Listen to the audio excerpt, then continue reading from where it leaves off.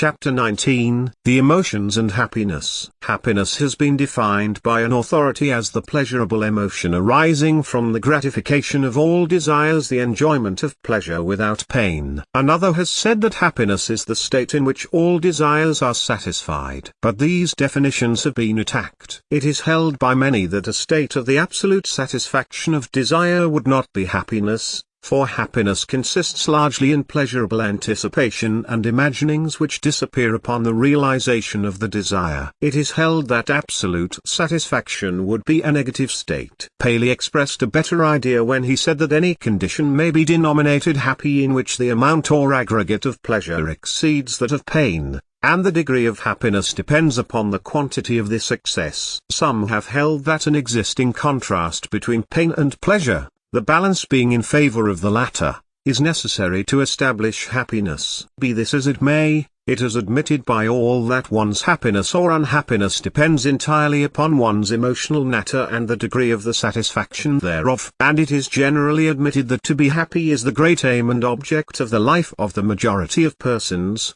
if, indeed, not of every person, the happiness, of course, depending upon the quality and degree of the emotions forming the person's emotional nature. Thus it is seen that we are dependent upon the emotional side of our mental life in this, as in nearly everything else making life worthwhile. Theologians have often sought to point out that happiness is not the goal of life and living, but human nature has always insisted that happiness is the greatest end, and philosophy has generally supported it. But wisdom shows that happiness is not always dependent upon the pleasure of the moment, for the sacrifice of immediate pleasure frequently results in a much greater happiness in the future. In the same way, an immediate disagreeable task often gains for us a greater satisfaction in the future. Likewise, it is frequently greater happiness to sacrifice a personal pleasure for the happiness of others than it would be to enjoy the pleasure of the moment at the expense of the pain of the other. There is often a far greater pleasure resulting from an altruistic action of self-sacrifice than in the performance of the selfish, egoistic act. But,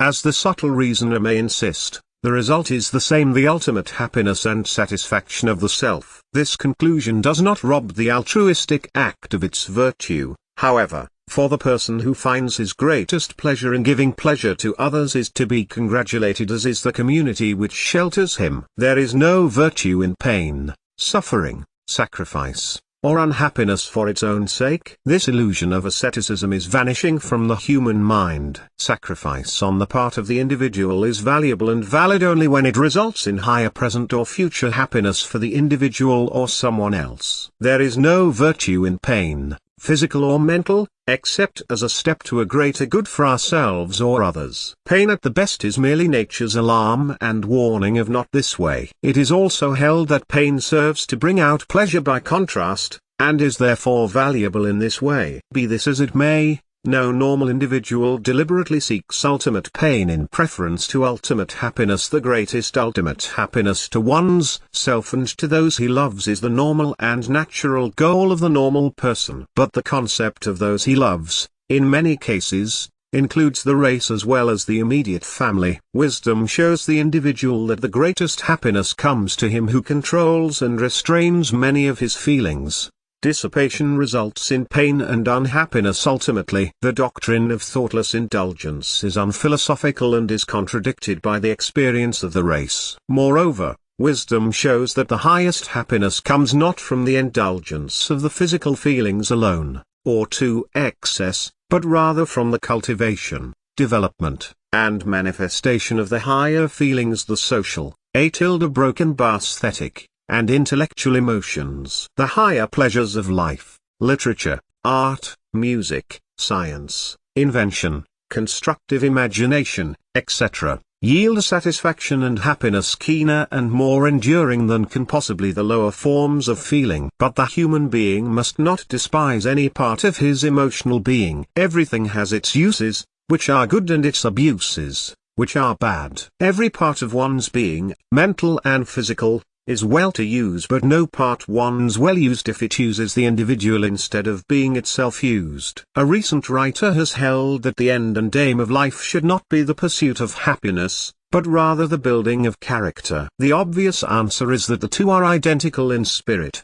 For to the man who appreciates the value of character, its attainment is the greatest happiness. The wise teach that the greatest happiness comes to him who is possessed of a well-rounded, developed character. Another writer has said that the aim of life should be self-improvement, with a due regard to the interest of others. This is but saying that the greatest happiness to the wise man lies in this course. Anyone who is wise enough, or great enough, to make these ends the aim and goal of life will find the greatest happiness therefrom. Arnold Bennett advances as a good working philosophy of life, cheerfulness, kindliness, and rectitude. Can anyone doubt that this course would bring great ultimate happiness? Happiness consists in that which contents the spirit, and the latter depends entirely upon the character of the feelings and emotions entertained by one, as weighed in the balance of reason, and as passed upon by judgment and the sense of right action. The greatest degree of happiness, or at least the greatest ratio of pleasure over pain,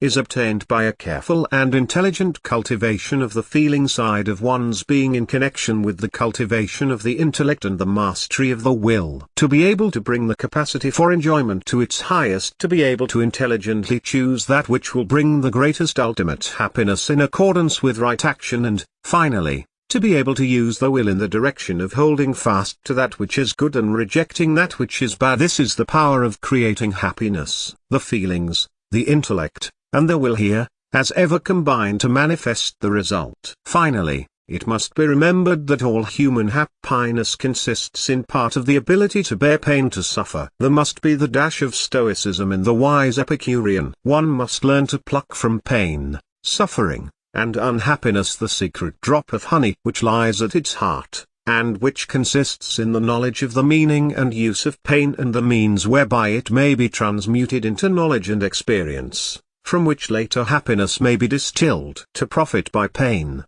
to transmute suffering into joy, to transform present unhappiness into a future greater happiness, this is the privilege of the philosopher. The mental states and activities known as desire are a direct development of the feeling and emotional phase of the mind and form the motive power of the will. Desire, in fact, may be said to be composed of feeling on one side and will on the other. But the influence of the intellect or reasoning faculties has a most important part to play in the evolution of feeling into desire, and in the consequent action of the will by the presentation and weighing of conflicting desires. Therefore, the logical place for the consideration of the activities of the intellect is at this point between emotion and will. Accordingly, we shall leave the subject of feeling and emotion for the present, to be taken up again in connection with the subject of desire, after we have considered the intellectual processes of the mind. But, as has been indicated, we shall see the presence and influence of the feelings and emotions even in the activities of the intellect,